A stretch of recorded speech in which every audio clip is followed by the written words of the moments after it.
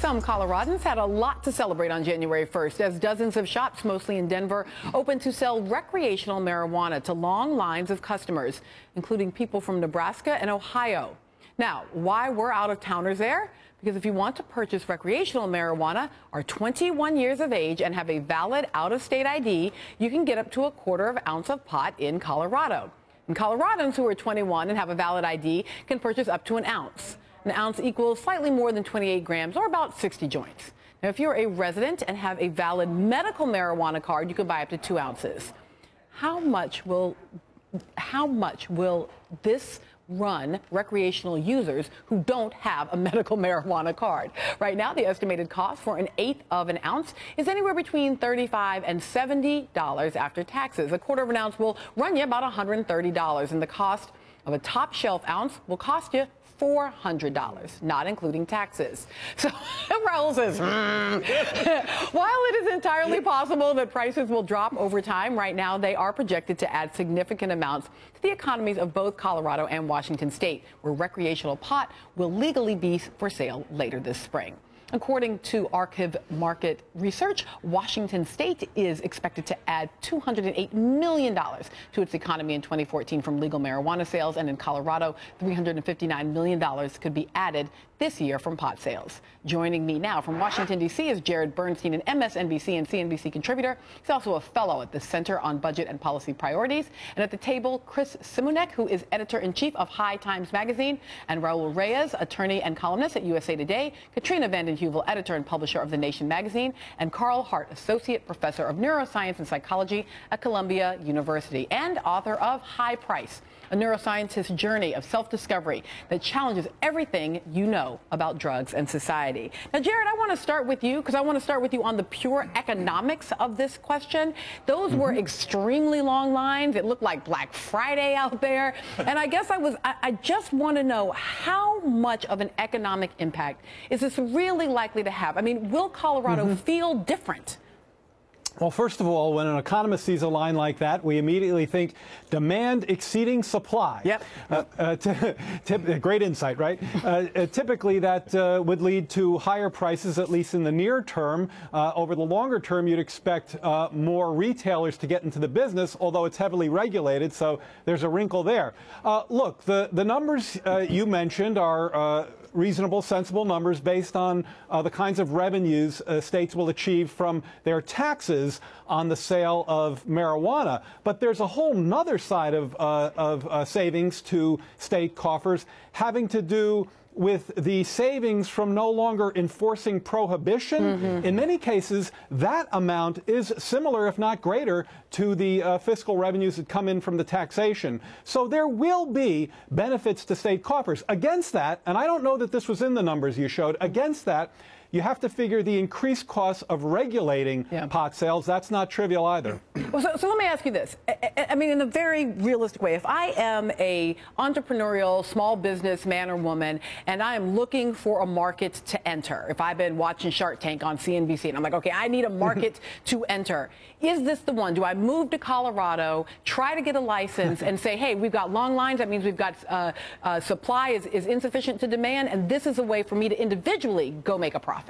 So my gut reaction is absolutely yes when you see that kind of demand. But against that, again, you have to weigh the regulatory environment, the tax environment. Those are actually unanswered questions at this point. We don't know the extent of regulation and taxation. For example, if taxation of across the counter sales of marijuana ends up being high enough, that will possibly incentivize black market sales to undercut the legal market. We've actually seen that in the past in transitions from, say, periods when alcohol was prohibited to when it wasn't. Ultimately, the legitimate market takes over. But I think you have to consider the regulatory environment, which will be substantial in these states, before you pick up stakes and go open a new retail shop. so let me ask you this. How much does the way that Colorado has implemented its recreational use here, right, as opposed to medicinal, how much does it actually tell us about what you think ultimately, Chris, are the capacity to say this has been a success will be? Well, that remains to be seen. Someone's got to do it first. And you know, a lot of times they say, you know, the pioneers get scalped. We'll see what happens in Colorado, but it looks good. I mean, I don't anticipate this doomsday scenario of legal marijuana. I think in a couple of months, this story is going to fade from the news as far as Colorado is concerned, and in a couple of years, people are going to be like, well, why did we ever, you know, consider making that illegal to begin with?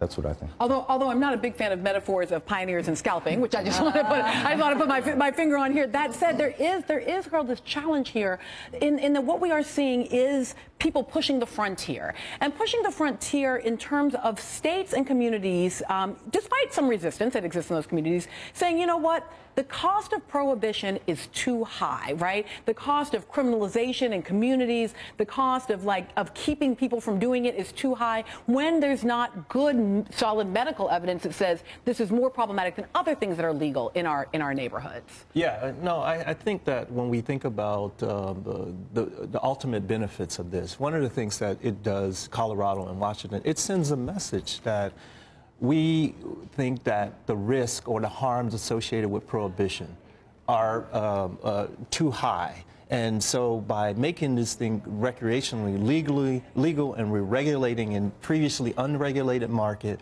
what we're doing is that we're making things more safe for our general population. And in terms of science and medical, sort of, when we think about medicine, there are always risks to taking any drug, from acetaminophen, liver toxicity, and so forth, to marijuana, to heroin. There are always risks, and you have to think about weighing the risks versus the benefits.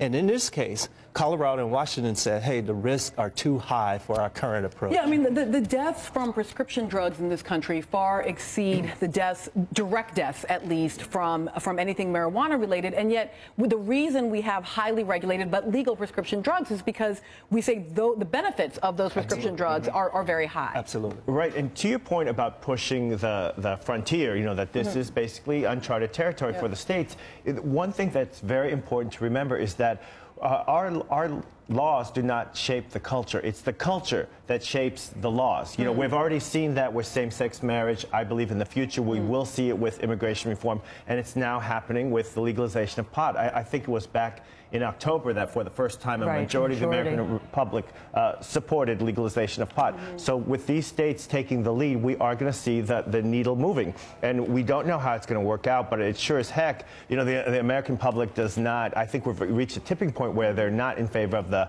mass incarceration for marijuana possession or the mandatory sentencing laws, you know, these other measures where we've seen like a I'm going to bring you on in exactly the issue of mass incarceration and that impact. And Jared, stay with us because I want to talk a little bit more about what those other costs are. And because, you know, in case I need to go set up a new business, I really want to know. Up next, from the financial to the ethical and the political part of pot politics.